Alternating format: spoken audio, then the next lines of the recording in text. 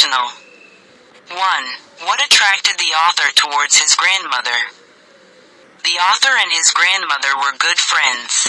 They were constantly together as the author's parents had left to live in the city.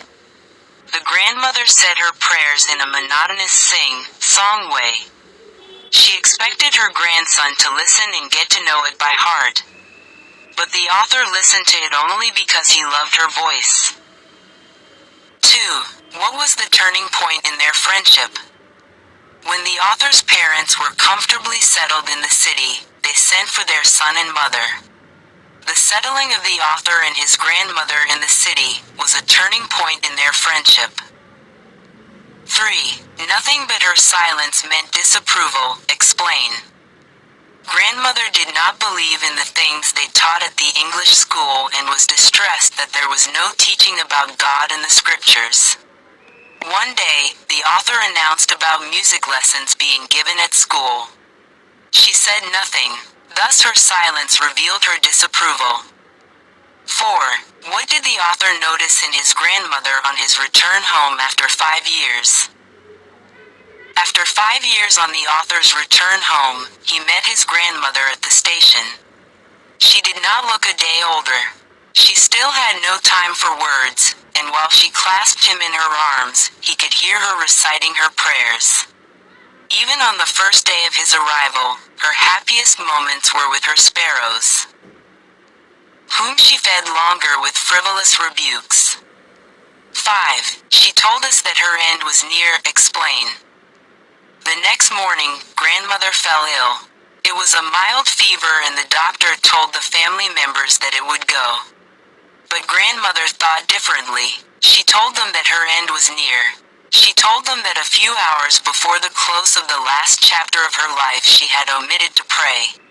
She also said that she was not going to waste any more time talking to them. 6. How did the sparrows react on the grandmother's death?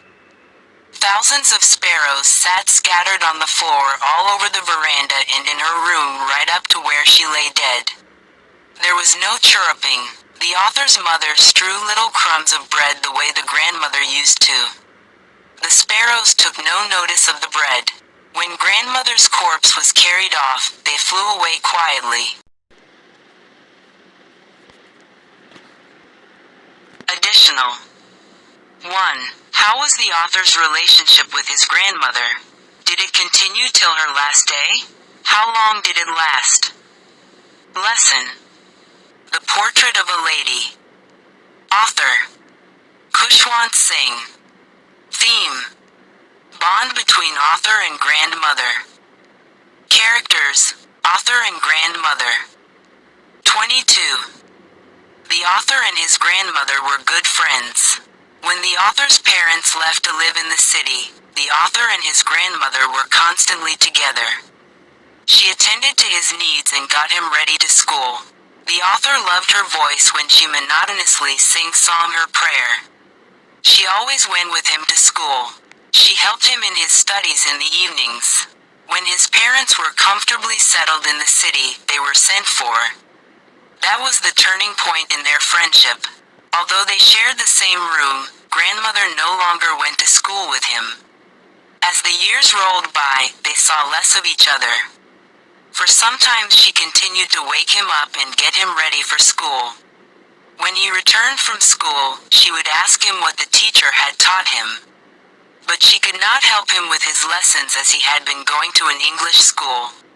She did not approve his education. She rarely talked to him after that.